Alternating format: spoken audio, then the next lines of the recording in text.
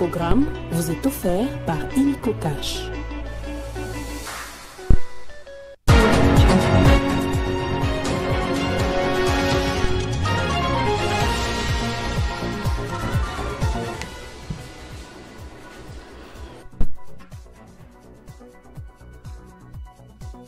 Une capacité de production de 45 000 tonnes de zinc par mois. L'usine de production de zinc baptisée Kiko a été inaugurée ce dimanche par le chef de l'État Félix Tshisekedi à Kipushi.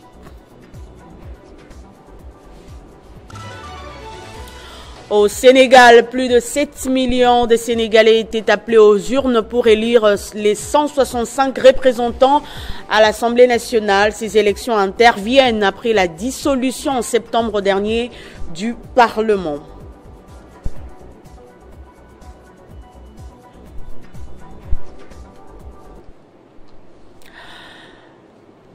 L'info c'est l'heure sur Télé 50. Bienvenue à tous. À la une de l'actualité, le chef de l'État Félix Tshisekedi a inauguré ce dimanche à Kipushi, dans le Haut-Katanga, l'usine de production de zinc baptisée Kiko. Ce projet réalisé dans le cadre d'un partenariat entre la Gécamine et Ivan Mat marque la relance de la mine de Kipushi, décrite comme la plus grande mine de zinc d'Afrique. L'usine aura une capacité de production de 45 000 tonnes de zinc par mois. La mine de Kipushi, exploitée pour la première fois en 1924, avait cessé ses activités en 1993, conséquence de la crise économique à l'époque.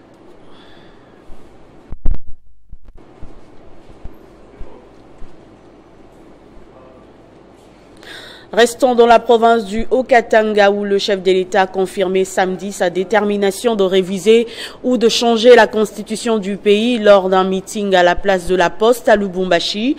Félix Tshisekedi a cependant affirmé ne pas avoir l'intention de briguer un troisième mandat. Devant une foule immense à la place de la Poste à Lubumbashi dans la province du Haut-Katanga, le chef de l'État Félix Tshisekedi n'a pas du tout hésité de réitérer sa détermination à revoir la constitution de la République démocratique du Congo qui pour lui fait face à un danger venu de l'extérieur soutenu par une complicité interne. On veut nous obliger à abandonner une part de notre souveraineté à des États voisins. Et on nous dit que nous n'avons pas le droit de revoir ça. Par la même occasion, Tshisekedi, toujours dans sa démarche de dénoncer, n'a pas caché sa langue en poche et a pris à partie certains leaders politiques et religieux qui, selon lui, manipuleraient la population en ce qui concerne sa volonté de reviser la loi fondamentale du pays. Vous serons présentés à vous, peuple congolais, d'abord à travers vos élus, et si cela est nécessaire, nous consulterons la population, le peuple congolais, pour qu'il décide de lui-même s'il doit s'arrêter à la révision ou carrément aller au changement de la Constitution. Comme lors de la campagne électorale, Félix Tshisekedi a chauffé à blanc la foule évoquant l'un ou l'autre question d'actualité comme l'augmentation du taux d'échange qu'il a imputé à l'utilisation préférentielle que la population fait du dollar américain. Ces déclarations ont fait enflammer la toile. Opposition et défenseurs de droits ont répondu à Félix Tshisekedi.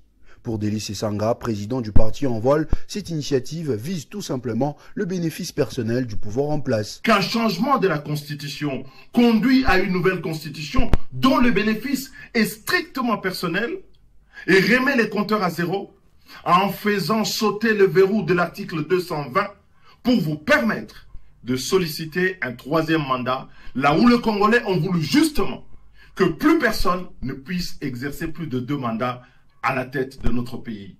La manipulation, c'est ce bénéfice personnel que vous recherchez et contre lequel tous les défenseurs de la Constitution se battent. De même, à Goma, le festival Amani, qui était dans les viseurs des autorités locales, s'est prononcé aussi contre la révision constitutionnelle. Entre-temps, cette initiative est vulgarisée par le parti au pouvoir UDPS, qui, à travers son président AI et secrétaire général Augustin Kabuya, a lancé des grandes manifestations à travers toute la République. Pour Jean-Claude Katende, justifier la révision ou le changement de la Constitution en s'appuyant sur l'article 217 est seul irresponsable, peut-on affirmer que ceci sera la volonté du peuple congolais. L'avenir nous en dira plus.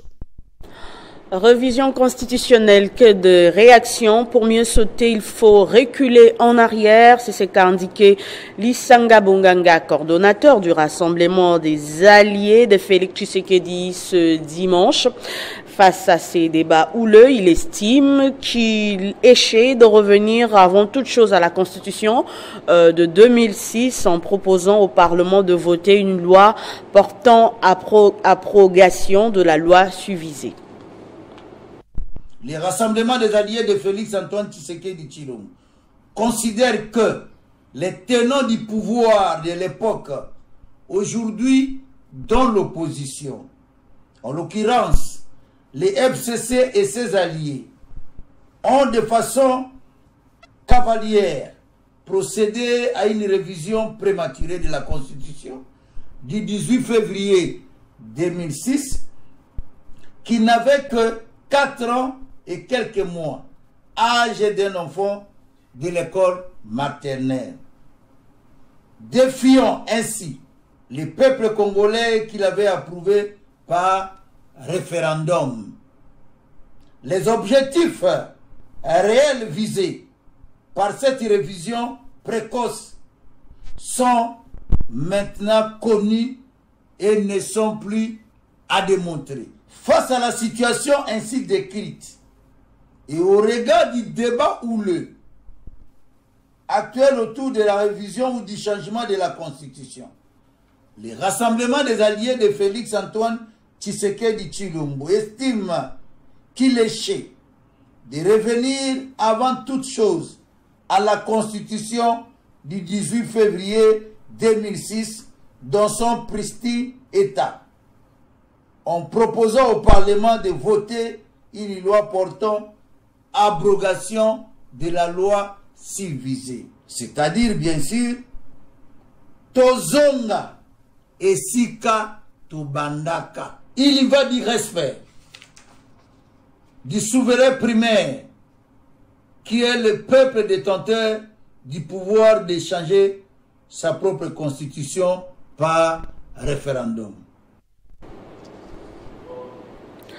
Autre chose à présent, le diocèse de Goma a célébré ce dimanche ses 65 ans d'érection canonique et 50 ans d'épiscopat de Monseigneur Faustin Ngabo, évêque émérite de Goma. Pour marquer cet événement, un culte d'action de grâce a été organisé au sanctuaire d'adoration.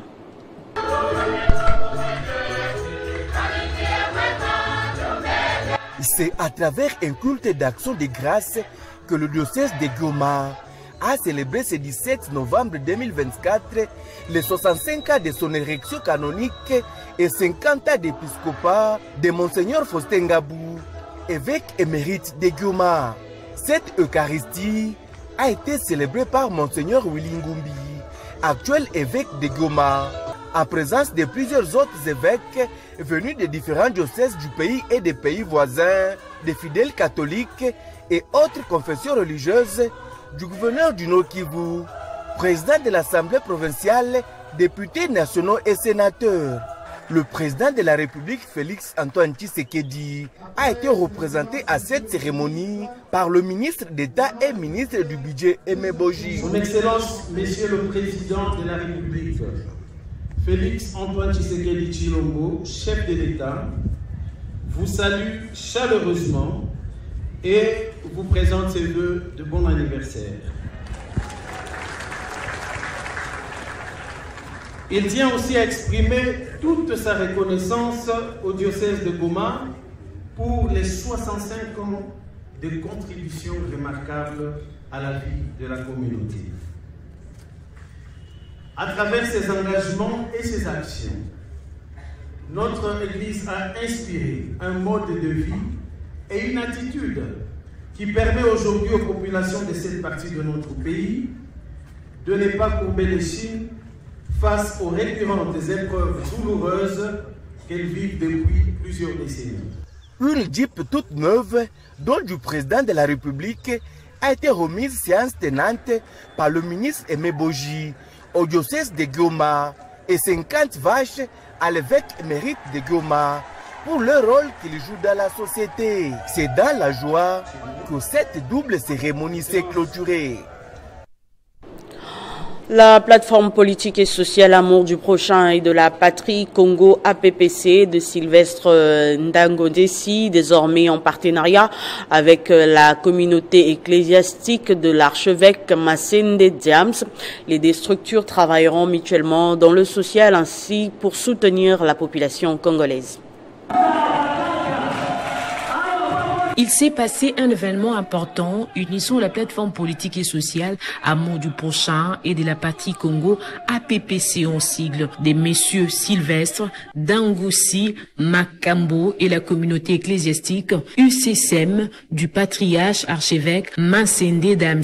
Les deux structures ont convergé de la nécessité de travailler mutuellement dans le domaine du social pour défendre les intérêts de la population congolaise. Prenant la parole sur ces points, messieurs Yves Mokonda, porte-parole de l'autorité morale de l'APPC, a rappelé l'importance de conjuguer les efforts ensemble en vue de soutenir les institutions du pays en ces moments cruciaux où l'Est de la République démocratique du Congo est pris en otage par les prédateurs. APPC, en tant que plateforme politique de l'Union sacrée de la nation, s'inscrit donc dans la logique d'une politique concrète et réaliste, c'est-à-dire initier les projets concrets à travers les trois piliers qui sont la santé, le transport, l'agriculture pour l'amélioration du social du peuple congolais, conformément à la vision du président de la République, Félix Antoine Tshisekedi Tshilombo.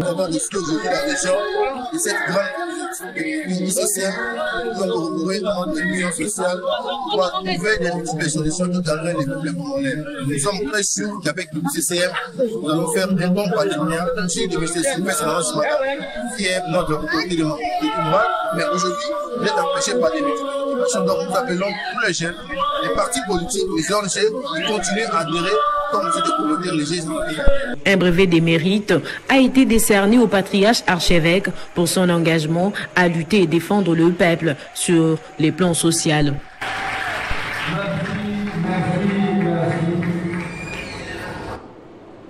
Et puis, l'ancien directeur général de l'OVD, Benjamin Wenga Bassoubi, n'a jamais été auteur d'un quelconque détournement des deniers publics. Les fonds pour lesquels il signa le protocole d'accord pour le compte de l'OVD avec le FONER pour la voirie de Goma et de Bukavu à l'époque ayant été officiellement et légalement décaissés et utilisés par l'État congolais pour les travaux de voirie. Affirmation de ses avocats faite lors d'une conférence de presse tenue ce dimanche. Regardez.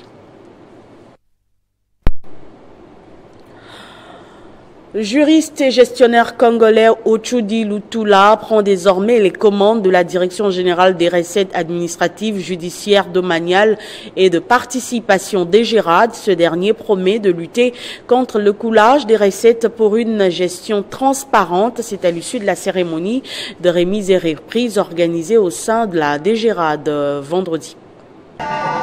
Né à Kindu le 24 octobre, Étienne Ochudi Lutula, c'est le nouveau patron de la Direction générale des recettes administratives, judiciaires, domaniales et des participations. Juriste et gestionnaire congolais dont la carrière était jalonnée des responsabilités dans les domaines des finances publiques, le nouveau directeur général de la DGRAD sera secondé de Jean Kamwena Lubamba, directeur général adjoint chargé des questions techniques et des réformes. Pour sa part, Christine Epoulouké Bomboula a été reconduit directeur général adjoint chargé des questions administratives et des finances. Le nouveau directeur général de la DGRAD place son mandat sous les signes de la discipline, de l'intégrité et de l'efficacité. Grâce à Dieu Tout-Puissant pour ses bienfaits dans ma vie. Et lui demander, comme Salomon l'avait fait à son temps, de me donner la capacité, l'intelligence et la sagesse pour bien diriger la DGRAD. Je voudrais à cette occasion remercier sincèrement Son Excellence Monsieur le Président de la République. J'exprime également ma gratitude à Son Excellence Madame la Première Ministre, chef du gouvernement. Je remercie particulièrement et singulièrement Son Excellence Monsieur le Ministre des Finances. Merci à vous et cadres et agents de la DGRAD pour l'accueil chaleureux. À l'issue de la cérémonie de son installation officielle, le désormais numéro 1 de la DGRAD, Étienne Ochoudi Loutala, a lancé un appel à l'unité et à l'engagement de tous, afin de lutter efficacement contre le coulage des recettes pour une gestion transparente et mieux financer les politiques publiques. Avant sa nomination, Étienne Ochoudi Loutala occupait les postes de conseiller juridique au ministère des Finances. Une nouvelle catastrophe guette la population de Mongafula et celle de Selimbaou. C'est l'effondrement de terre en une énorme érosion. Les câbles de poteaux de la SNEL menacent de lâcher dans les prochaines pluies. Nous risquerons de déployer d'autres morts, déplorer d'autres morts, comme ce fut le cas à Matadi Kibala. Ouest de la ville de Kinshasa, nous sommes dans la commune de Mongafula, précisément sur la Rekwado. Comme vous pouvez le constater, un effondrement des terres occasionne une nouvelle érosion. C'était juste le 18 matin. Il y avait une grande pluie qui s'est abattue sur toute la ville de Kinshasa. Et il y a eu fissure des collecteurs d'eau qui mènent de l'avenue sur la presse bypass jusqu'à la rivière Kalam. Et nous avons quand même tenu informé à toutes les autorités à notre niveau. Et c'est ce qui est à la base.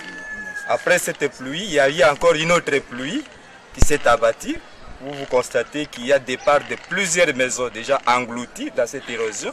Plusieurs maisons se sont effondrées dans ces quartiers, laissant plusieurs familles sans abri. Autre catastrophe, c'est l'effondrement de ces pylônes de la SNEL qui expose les populations de ces coins au danger, comme celui de Matadi Kibala qui a ôté la vie de plusieurs citoyens. Le responsable de cette société exprime la nécessité d'une urgence face à ces dangers qui peut s'aggraver à tout moment lors des prochaines pluies. La ligne est vraiment menacée. C'est une ligne à double terne, comme on le voit, qui vient de Kimweza, du poste de Kimweza.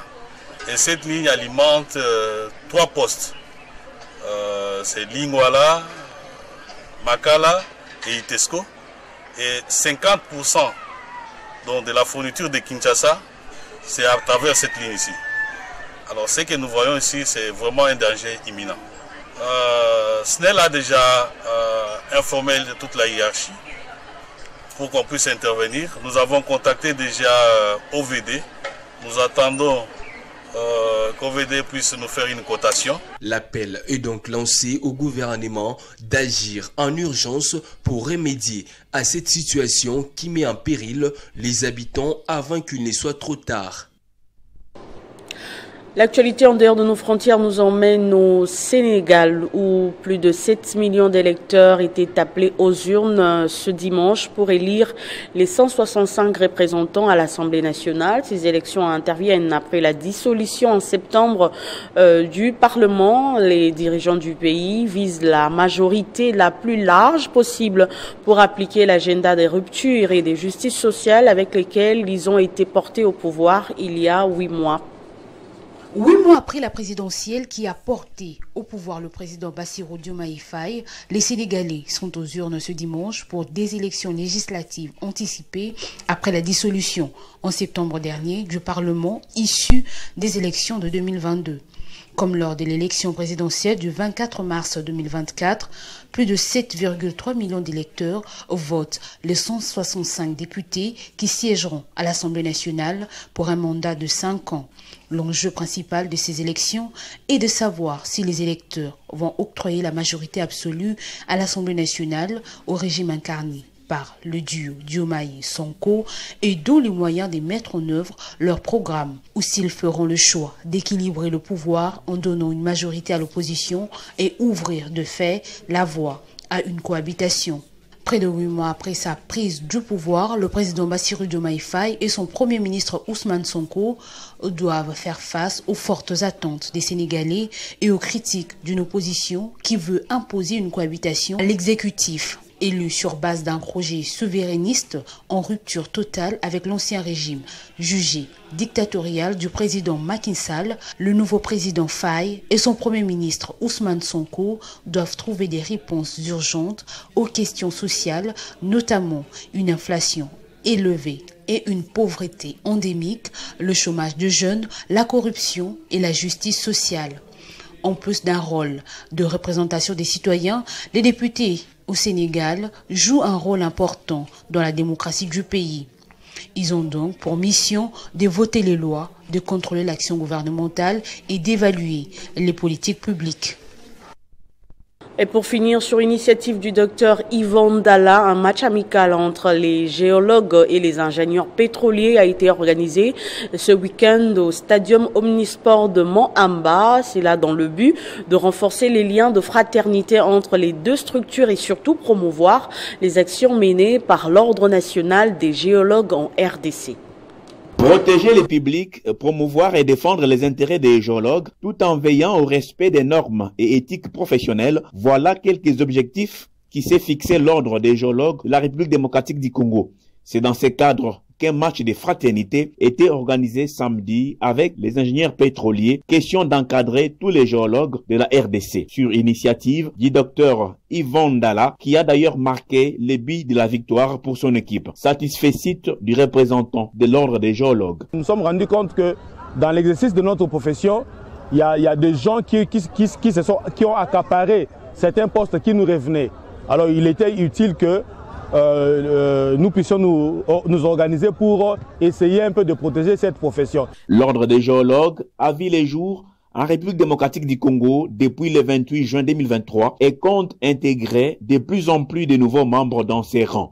Nous sommes très contents d'abord pour l'activité de ce jour et nous lançons un appel chaleureux à tous les géologues œuvrant ici en RDC. C'est vrai, nous sommes en RDC, mais ceux qui sont dans la profession ici sur place doivent venir nous prêter main forte pour atteindre nos objectifs. Juste après le football, un match des Zango a opposé l'équipe des filles des géologues à celle des ingénieurs pétroliers du Congo. Ce journal est terminé, place au rappel de titres. Avec une capacité de production de 45 000 tonnes de zinc par mois, l'usine de production de zinc baptisée Kiko a été inaugurée ce dimanche par le chef de l'État Félix Tshisekedi à Kipushi. Au Sénégal, plus de 7 millions d'électeurs étaient appelés aux urnes pour élire les 165 représentants à l'Assemblée nationale.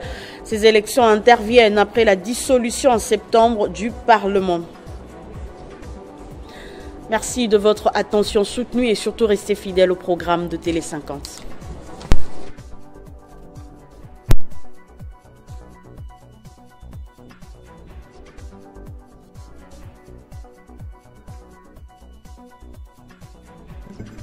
Retrouvez toute l'actualité en continu sur www.tele50.cd. Ce programme vous a été offert par Illico Cash.